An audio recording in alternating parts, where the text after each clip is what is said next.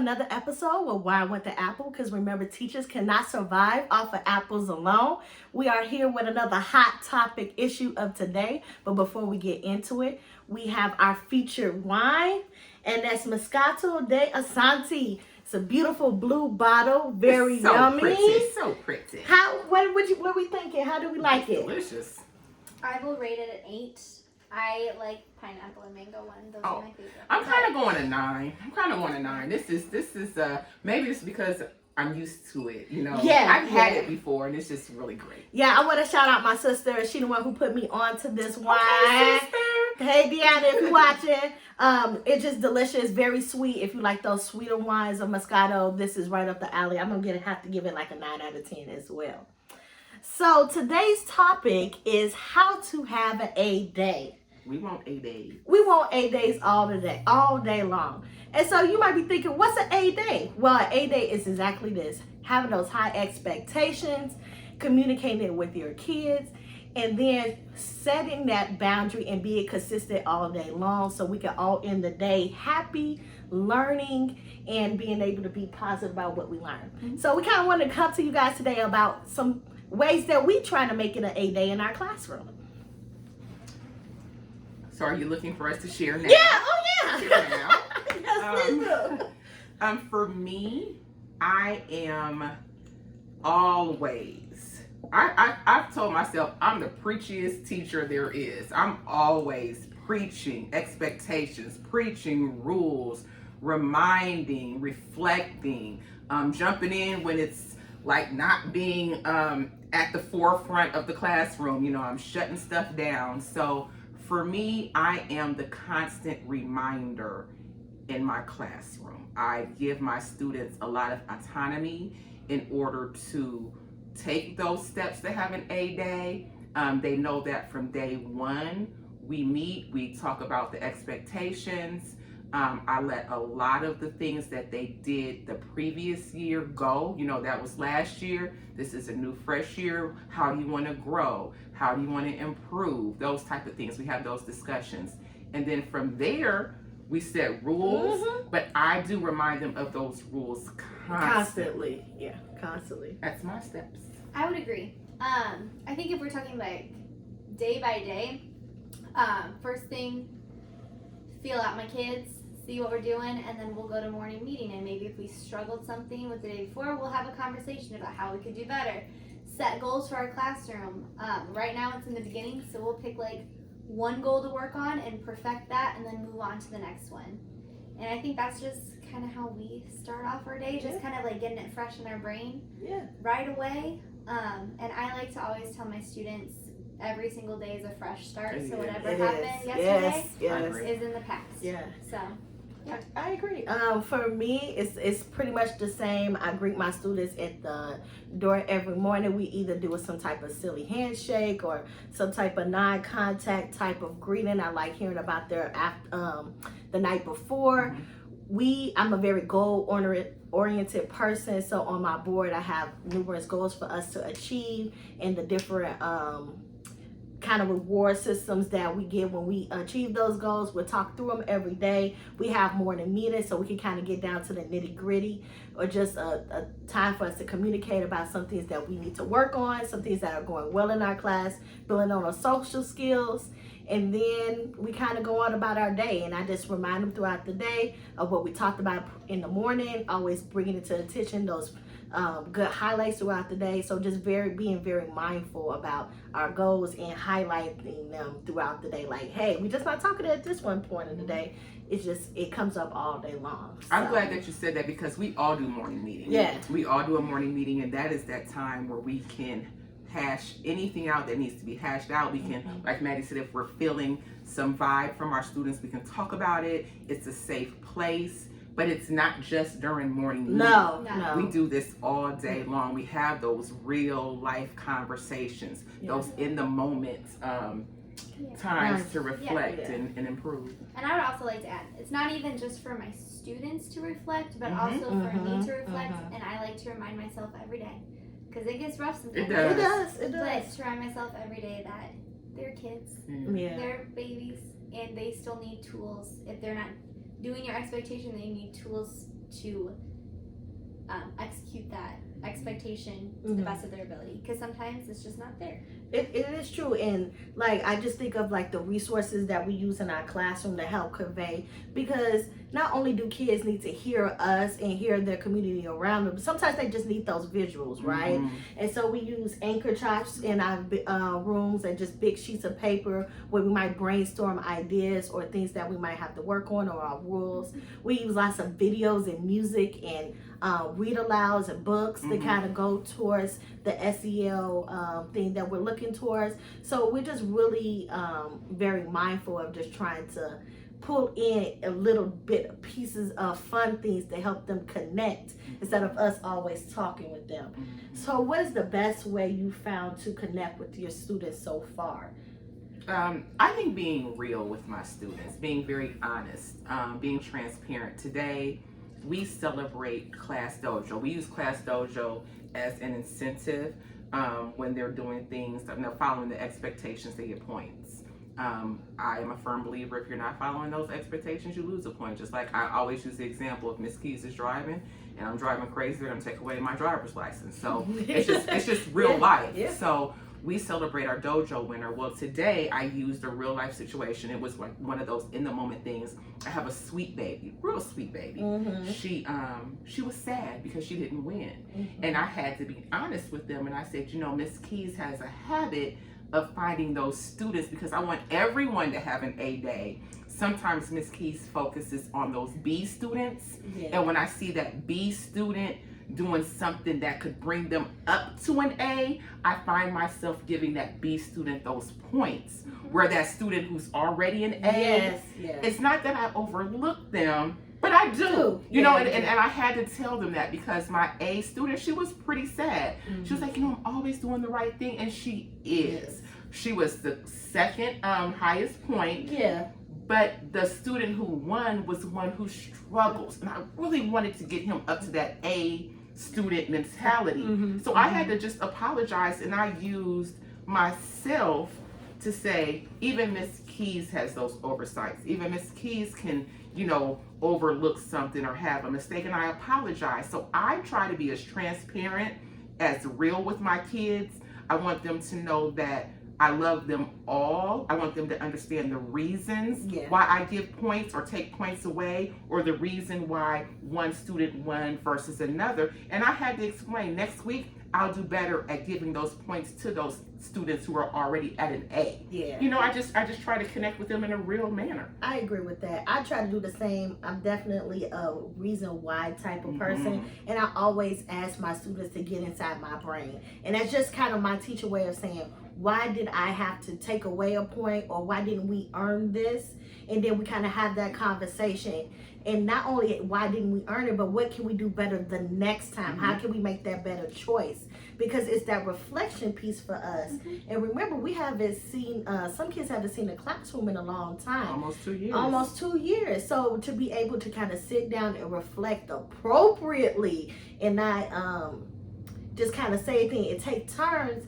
That's what I'm building too. So not just the curriculum, but that a piece to be like, oh, that's why we haven't done it. But Miss Freeman is fair, and she's going to look for an opportunity for us to earn something back. And even when you might not be fair in their eyes, you explaining what happened. Because truthfully, my baby, she didn't understand. She was like, I just don't get it. It just doesn't seem fair. And I had to explain, you're right. You are really right. So Miss Keys is going to do better next time. But the same way I ask you guys to reflect and improve, Miss Keys has to do the same things. I hugged her up. I gave her love. She appreciated me being honest. I didn't just say, well, he won because he won. You know, you have to, these students, they're giving us their trust. So we can't abuse that. Oh, absolutely. Absolutely. Yeah. I'd say I'm a more reasons why person also. I like all of those things, but then I also feel like what makes me feel closer to my students is like questions, like would you rather questions, or questions about, like, we read a book about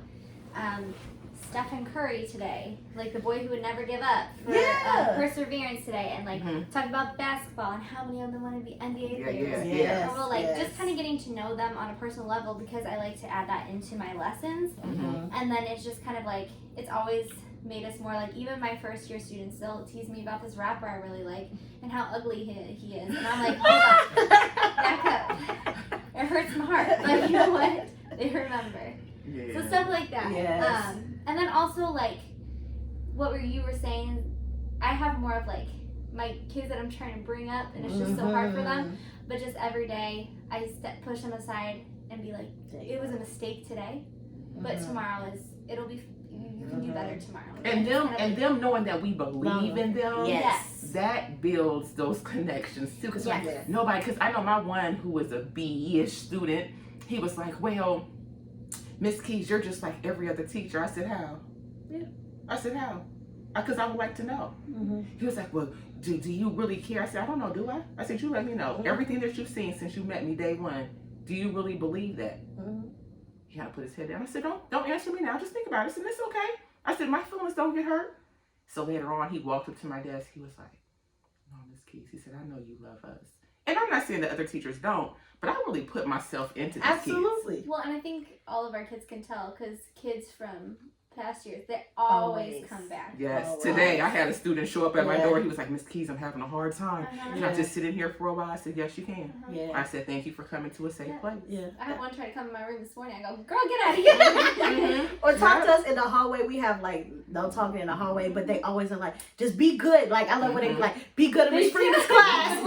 And thank you. I used the student today. Today I used the student who came to my room and I said, honey, I said, does Miss Keys allow such and such? And he was like, I said, so my standards have not changed. She was like, So they just know. They know. They know. So where do we go from here, Free? She's always like leading us into the right direction. And you know what? And I just love like hearing you guys' insights. And I kind of want to think, we always talk about those A and B students, those unaccustomed. But what about those students who are like C and D students? They might have some good days and some not. So how do you remain positive or try to keep them on the right track even when most of their days are not A days? How do you do that? I'll tell you what I've been doing. That's kind of why we kind of looked at Maddie. Because honestly, Maddie has some of those CD students, and it's okay because it happens. But growth is going to happen. Yes, absolutely. What I've been really, really focusing on, even one of my students today had a really rough day. At the end of the day, finally saw them again, and I was like, right before that fight happened, you did awesome in that line. Whatever you were thinking about in that line, I want you to think about that when you start getting angry. So just finding those, like, it could even be, I try to find the little things. I'm like, you sat still for 5 minutes? I'm so proud of you. Yes. Keep it up. But you know, Maddie, I have to say this because it was the fight that I witnessed after when we were... No, it was before. Okay, well, before. So there was somebody that I witnessed an incident about to happen.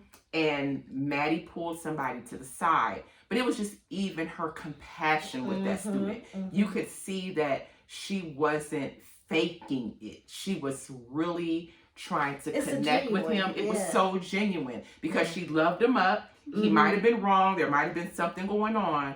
But she gave him the time and the attention that he needed. So I love that part of what you're saying. And I believe wholeheartedly you give every student a new day. Every day. Yes. Every day. Yes. I agree. But I also want to say that sometimes it needs a balance, right? You have to have that compassion, but you also need to get into their behind. Yes, you also need some discipline. You do. And I want to be real because I also have a couple of CD students, but I was very proud of one of my students who always comes in just kind of on fire, just very loud, very rambunctious, and he was having an incident in the line as we were coming up from lunch. And usually he kind of tries to secretly do some sneaky things, but he was like, he just moved on back to the end of the line. So I was like, kind of giving a little nod, come on back up. He said, no, Miss Freeman, I don't feel like I'm gonna make a good choice there. Yes. And so I was like, that's huge. giving him the thumbs up to even hear him verbalize that was a big win for me. And so whenever we went anywhere for the rest of the day, he just was to the back, and I was okay with that because he talked to me with respect, and we talk about it in that room. I talk to you with respect, and you talk to me. So sometimes it needs that gentle approach, and I got some kids that sometimes you gotta get in their behalf too. Well, I had one of those days today. Yeah. So you talk about it? I have a lot of AB students. I truly do. But I have some CDs. They just don't really show themselves much because I try to be the biggest CD student in the room. Yeah. Real talk, I do. But I had one who pulled it today. And I just had to let the example be set. Yeah. You know, I set an example in the hallway. I don't talk in the hallway. I don't do extra in the hallway. So that's me setting an example. If I ask my students to do something, then I'm going to model it. So for this behavior that I witnessed today, I had to set a precedence for it. I had to let all of the students know that is not acceptable. That is not what we're doing in here. And so I was harsh. I pretty much called the student on the carpet. I let them know, you know, I'm always here to help you. So if you have an issue, we can discuss it now. That student didn't want to discuss it with me, which is fine. Yeah. I still offered another option because sometimes when we're in the moment, we're not ready to talk. And I understand that even as a child. So I offered another option. That student didn't want to take that option. Well, you only got a few options. Right. And you can't continue to act out because now I have a room full of students looking at me to see, is this going to happen? Or are you truly going to, you know, deter this behavior? Yeah. So I deterred the behavior. So I gave a call to the office. I gave a call to the parent because there's no secrets in my room. Not at all. So I made a call to the parent. I also let the student know why I was calling their parent in the office. Then I let my class know. I don't pick on anyone. Everybody has the same options and the same choices. And when I say options, I don't control my class. Everybody has an option. You have an option to do well or not do well. So I let the students know he did not choose the correct option. So then it's on me to help him make that right choice. So he had to leave. So yes, I did have to write a referral today. Yes, I did have to have that student leave my room. He had to have a consequence. Yeah. A lot of times we can love them up. We can give them all of those positive reinforcement. Yes, we can. We can give them latitude to make those choices. But at the end, you cannot rule my room at all. Yes, and I just want to kind of backtrack it because you talked about the open communication piece.